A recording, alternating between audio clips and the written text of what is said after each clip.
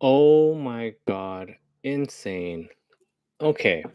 I did like 10 minutes of a stream with the mic on mute. So I was spilling my guts out, talking about the Diddy case, and nobody told me that I was muted. Crazy, crazy. Okay. Let's get up to date on the Diddy case. I'm gonna just do my main recap of what happened in the last few days, and then we'll get caught up today. The main thing that's going on today is, I believe they have testimony from. I'm not sure 100% sure who she is yet, but she is a alleged victim. Her name is Mongolian, and she supposedly is testifying that she was dangled over a 17-story balcony for 10 to 15 seconds while Combs yelled, "You know what you F did." And she's saying that she had no idea what he was talking about and told Combs as much. Mongolian said Combs allegedly came up behind her and lifted her up above his chest and to hold her against the balcony. And that's what she told the court. So that's what's going on right now. But I wanted to talk about um, the video. Just a quick recap on the Diddy case video. You know, the one from the hotel with Cassie that we've all seen. Um, it basically came out yesterday that Diddy paid about $100,000 to keep the video from coming out. And I find this part very interesting because I'm trying to think how, if you were there, I mean, this is how it broke down. There were multiple security guards that seen the video. There was the guy, that was there, that was involved in the actual. He's in the video itself, so he knows what's going on, right? There's the guy watching the security tapes, right? And then there's the guy's supervisor, and then there's a coworker. And how it broke down was, I believe Capricorn Clark, oh my God, Trump, one of Diddy's main people reached out to the security team to try to get the video. They were like, no, can't make it happen. And you need to get a subpoena. And then they just kept on calling and talking to him. And eventually he was like, okay, let me talk to my supervisor. The guy talks to his supervisor. The supervisor was like, his eyes got real excited because he's like, yes, we can totally delete the video for you and give you a copy for $50,000. And the main guard that Diddy's team has been talking to gets back, tells Diddy and his team that, hey, we could do this, $50,000. Diddy's super excited. You're my angel, baby. that's in a way that's basically what he said. You're my angel, baby. And they make the exchange. At the exchange, I believe Diddy ups it to $100,000 just to make sure we're all on the same page. And the security guard I thought was pretty interesting is he knew that his boss negotiated $50,000. So this extra $50,000 nobody needs to know about. So he gave the $50,000 to his supervisor. You got to pay up, right? And then he kept $30,000, and then he gave $20,000 to, I believe, a coworker that was there too. And there was another security guard that was involved. I believe he's the same one that was actually in the video that was called to break everything up, to calm everything down. Diddy tried to pay him there, and it didn't work. And I believe, allegedly, supposedly, he is the one that took, because Diddy paid for the video. The supervisor said that they deleted the video from the server. This is the only copy that they know of that's in existence. And supposedly, what happened was the security guard that Diddy tried to pay off, but didn't work out, had his cell phone and took a video of the video to show his wife. I think that's just I found that part very funny because it's like, you go home and you're like, "Baby, you can't believe what happened at work today." And she's like, "What?" Diddy was going crazy, and she's like, "What? I don't believe you." And he's like, "I have a video. I'm gonna show you." And that's basically what happened. And then the video gets out. But I think what's cool, it's not cool, interesting, is that the video comes out way, way later. Um, and that's the video that we saw, the video of the video. And one thing, though, I also find very interesting is that everyone was shocked to see when they played the video, the unedited full form video in court a few days ago. They played the video, the hard drive version. So everyone's kind of wondering how did they get the hard drive version because supposedly that was supposed to be deleted. So my question right now is, if you were on, and oh, the guy used the $30,000 to buy a new car. Oh, very interesting. If you were on duty that day and you saw everything that went down, I'm just kind of curious, would you take the money or would you not take the money? Because let's say you're the $30,000 guy. Like, that's a big chunk of money. I don't know. I'm kind of torn myself. I'm thinking, would you take $30,000 from Diddy at that point for the video and just go on with your life and never think about it again? Because that's literally what they did. They took the money and then they never even thought about it again until now. Like, okay, and then there's the other thing. Okay, imagine you're the coworker that it was your day off, and you could have gotten $10,000 for just being in the room, and you're like, "What? You guys?" I don't know. I just think I'm just curious to see of the people out there, would you have taken the money or not? I don't know. That's a hard one. I feel like it's a hard one. Just to be honest with yourself, I'm pretty sure someone out there is gonna be like, I would never do that. Well, you're saying that behind the screen and whatnot. I'm just saying, be realistically, if someone came up to you, if this happened and you're like, hey, here's 20 grand, can you just give me the video and just move on? How many would just take it? I don't know. I want to say that I would not, but a part of me feels like, a part of me feels like my wife would be super angry with me. I don't know if I remember this one time, right, where we're driving, right? We're driving and there was this car, and it's one of those, we're coming up to an intersection and then there's this car that was swerving a little bit, and we're coming to this intersection in our area that where the lanes kind of merge a little bit during the intersection and to the other side.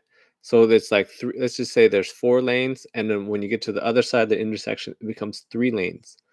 And if you live here around here, you know that, right? You know that the lanes merge together into three lanes onto the other side. So you need to know how to get through the intersection, right? And I remember looking at my mirrors and I go, "Oh, that car over there doesn't seem like they know about this intersection. That person might hit me, right, when we get through." And so we're going through, and then I see the car getting really close, and then I notice it's getting really, really close, and it merges really quickly.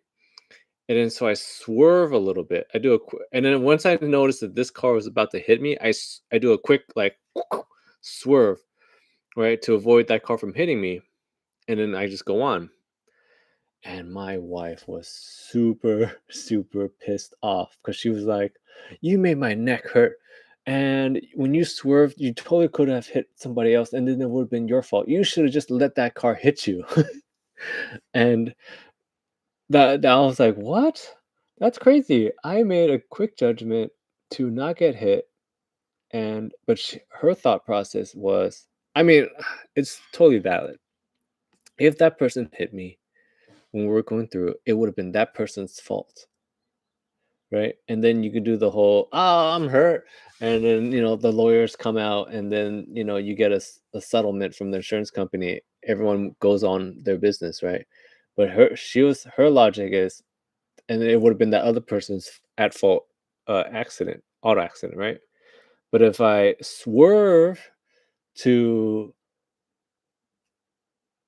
avoid getting hit and I hit somebody, then it's my fault. And then now I'm on the hook. So she's saying it would have been 10 times better just to let the car hit you.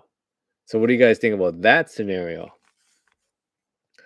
If you're getting into it, if you see the accident about to happen, like a car accident, and you have a split second to like avoid it. I know in the hand, but I was trying to like we got in a big argument about this all the way home, and I was like, "Y- I believe you're you're taught in school that if you can't avoid a car accident, you're supposed to avoid the car accident." And she's like, "Yeah, but you're swerving. That swerve you did," because she was like, wasn't expecting it, and you kind of loosey goosey, and you know, she said my neck hurts now. And I was like, "But we didn't get hit." She's like, "You should have just let that car hit you. And if anything happens, you're the non at fault party, and you can claim, like insurance and all kinds of damages and whatnot. But if you hit somebody else, then you cannot." So I don't know.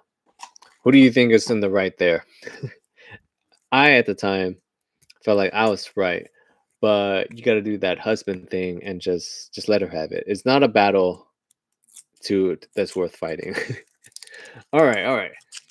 Let's get off this detour and let's get back into the Diddy case. Let's see what is actually happening right now. So let's refresh.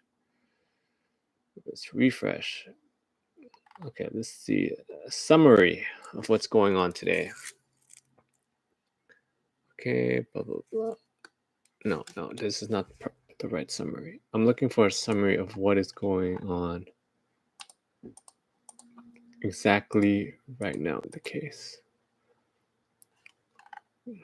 because these are all okay. So her name is Brianna Bongolian. She's testified that she is seeking $10 million in damages from Sean Combs in a separate lawsuit because I wanted to seek justice for what happened to me on the balcony. And I read a little excerpt of what she said earlier, that Combs basically dangled her off the balcony. We'll go back. This is just the most current, and we'll go back and see why did Diddy dangle her off the balcony. I want to seek justice for what happened. That lawsuit was filed late last year. Okay. So the lawsuit was filed last year. We'll go back and see, you know, when did this thing happen? Okay, so let's go back. Let's go back and see why. First of all, why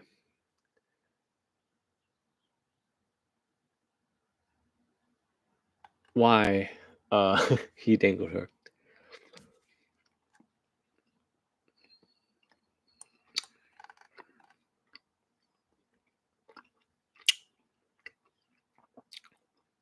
Okay.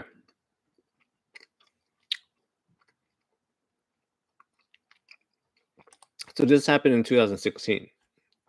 This balcony incident that they're talking about right now.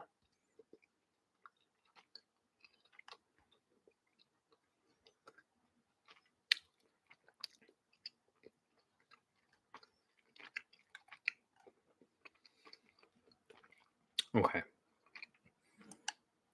So she is, I guess she was at Cassie's 17th floor condo in Los Angeles, sleeping on Cassie's couch when Sean came in, banging on the door.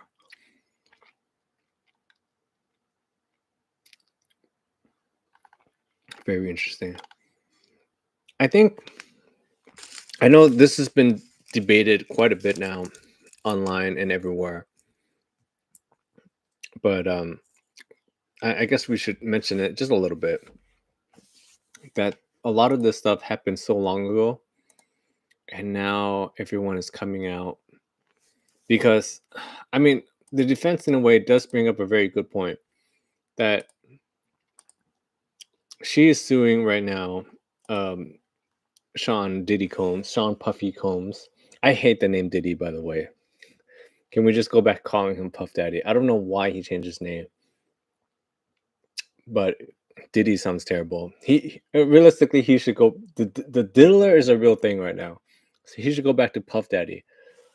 Um, it, People have been talking about this online quite a bit about that. A lot of this stuff happened so long ago, but now that all the lawsuits and stuff are coming out, people are just jumping on.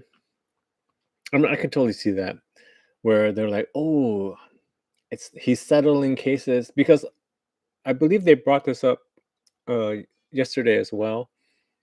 That a lot of lawsuits started happening right after they saw that Combs settled with Cassie like right away. That $20 million settlement that he did with her was literally within one day, and when people saw that he was settling lawsuits, they all started to come out.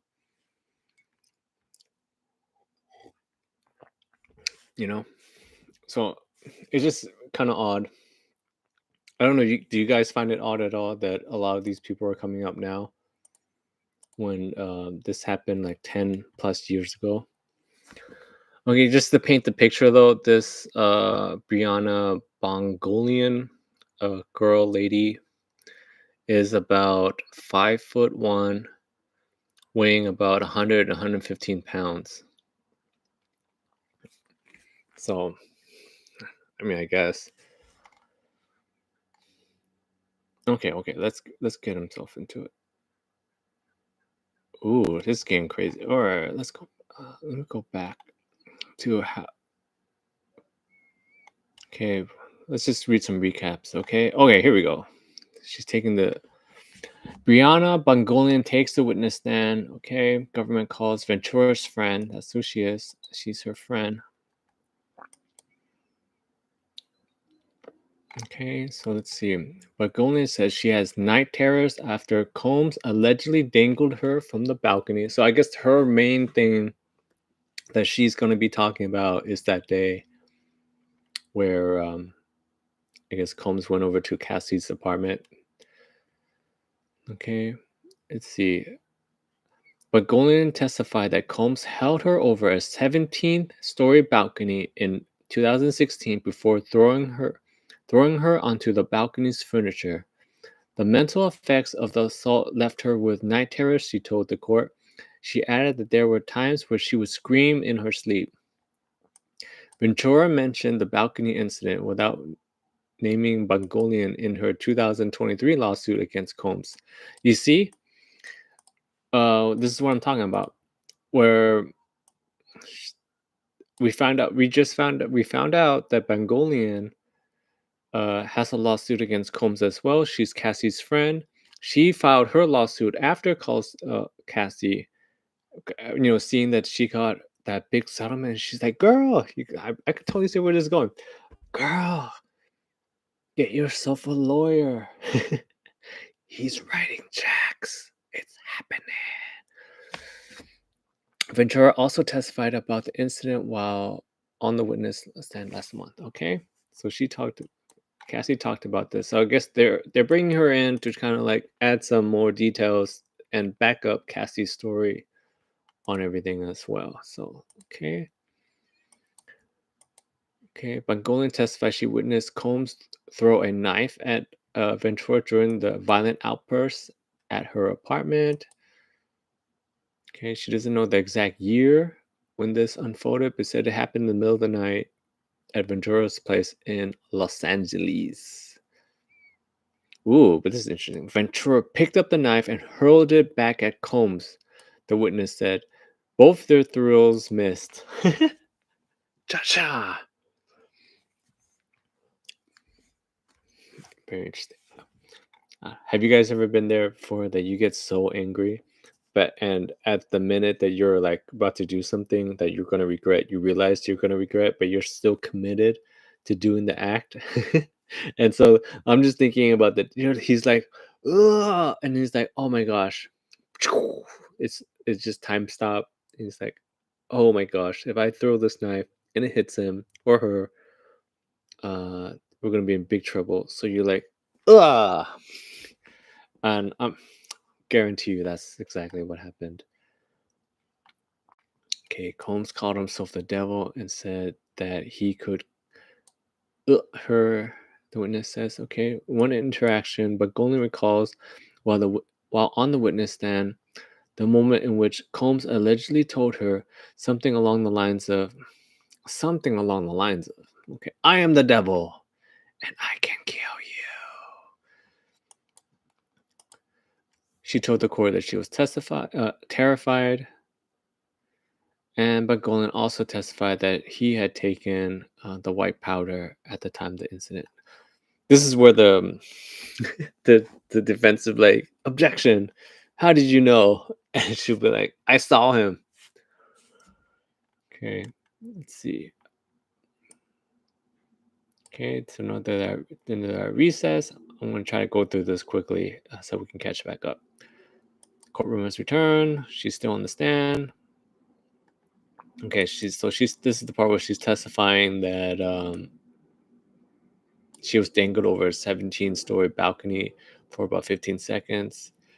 And Combs is like, you know what you F did? And she's saying that she has no idea what he's talking about. Okay, Okay, she was scared she's going to fall. Understandable. Ventura was in disbelief following Combs' balcony threat, witnesses. Okay. Ventura was in a nearby room and didn't witness the alleged dangling of Bangolian over the balcony, but she was nevertheless shocked by the incident, the witness said. Okay, he threw me on balcony furniture and it definitely hurt. Wasn't sure if. Wait, he threw me on balcony furniture. It definitely hurt. Wasn't sure if she was injured, balcony told jurors. I don't know, that's a weird way for them to quote that. Cassie was in her bedroom, but she came out. I heard her voice, and her tone was in disbelief. Okay. Uh, she tried to talk to Combs about the incident, about no avail. Okay. A day or two after the balcony incident, Bangolian said she received a FaceTime call from either Combs or someone in his team. She told the court that she repeatedly stated she did not want to have problems with Combs, but Combs didn't say much. Bangolian testified that Combs put his hands over his head while looking into the camera. Combs put his hand like this, like this. We'll figure this out. Okay. The balcony incident left her with nightmares and paranoia. Okay, the nightmares and paranoia part, and we're basically caught up. Once I refresh, we'll be up to date. The nightmares and paranoia part sounds like lawyer talk. Like when you have a problem, like you just got a little bit hurt, and when you speak to a lawyer, they like say you're a lot hurt. That's what that feels like to me. Um, but we'll see. Okay. Okay, now we're up to date. She's on Cross now. Yeah, so she's on Cross. This is where they're coming in. They're talking about the lawsuit. We mentioned that already. Okay, Combs attorney Nicole Westmoreland began cross-exam. Okay, Whitmore to clarify that protection prosecution only works if Bangolian is truthful. Ooh, did she lie? Did she lie? She followed up by asking Bangolian who she understands has the power to decide whether or not she is lying. The prosecutors, Bangolian answered. Okay. Interesting. Interesting way for them to start this off, basically trying to like shake her up, like, hey, we know you're lying. Are you lying? Do you think you're lying? Okay. Okay, the witness admits regular drug use. Bangolian testified that she, Ventura, had once been very regular users when they were in Combs' social world. Okay. Under cross examination, Bangolian confirmed that she did all kinds of stuff. Everything that has been mentioned already during this case, she's done it. Okay. Bangolian said her favorite was a. Oh, okay. I don't want to keep getting in trouble. Okay. She likes to party. I'll say that. Okay. Witness testifies that she reconnected with Cassie around the time for her lawsuit. Oh, you see? You see? I told you. Okay, so this is 5 minutes ago, and we'll expand on this a little bit. I am so certain that what happened is this has been brought up in the internet for a while now, that once you get a case against you, everyone that has a little problem, like the slightest problem with you, are going to start piling on, and that's what this feels like. Because I'm trying to think of the scene, right? Imagine the scene, because again, we're not there. We don't know what happened. It's between them. There's no footage or anything. So it's basically what she's saying uh, against what, whatever Puffy's gonna say if he takes the stand. But I'm just imagining. I mean, she is pretty light, 100 pounds, 115 pounds, right? Balcony. You know what you did? And she's like, "What are you talking about?" And maybe he pushed her over. Maybe he like just pressed her really close to the balcony edge, and she's describing it as, because when you say that he dangled her over the side of the balcony, what I'm imagining is he's holding her leg and just like, or holding her, and he's like, you know what you did, like kind of like a Batman thing. You know how he loves to tie people up and throw them off the side, and then that's the way, and like stops them from hitting the ground. Like when you say someone is dangling over, I'm imagining that. You know what you did, right? But it could also be he pushed, like she's along the edge, and he's like right in her face, and it feels like lawyers. I, you know what I mean? Lawyers. They'll spin. Someone will spin this, but I do find it very interesting that she just reconnected with Cassie around the time of her lawsuit. Okay, let's see. Okay, let's see. Let's read this. Mongolian testified under cross that she had reconnected with Cassie and worked for her in the late 2023, around the time Ventura filed her lawsuit against Combs. Defense attorneys probed Mongolian about her conversations with Ventura at that time, asking her if they discussed filing legal action as they worked. Bangolian said she did speak with Ventura before and after Ventura filed her lawsuit. And think about this, okay? When Cassie filed her lawsuit, it was settled within a day. So very interesting, uh, right? Because like, imagine she's working with her, she's talking to her, it's like, "Girl, did you file that lawsuit?" And she's like, "Yeah, and he paid me." And then they're like, "Oh, remember that time that he dangled you over the balcony? Yeah, you should do that too." Okay. The pair did discuss the balcony incident in relation to the location and date of it happened. I'm telling you, girl, do you remember that thing? Yeah. She also testified that Cassie asked if she could use Bangolian's name in her lawsuit when discussing the incident, but Bangolian said no. Oh, that's different. That is different. Okay. Do, do, do, do, do, do, do. Okay. That's it for now. Now we are caught up. You're caught up as well. Very interesting. Let me think. To go back to the videotape thing, just so you guys know, it doesn't count as a bribe because that's a private entity and they can sell the video if they wanted to. So that's nothing.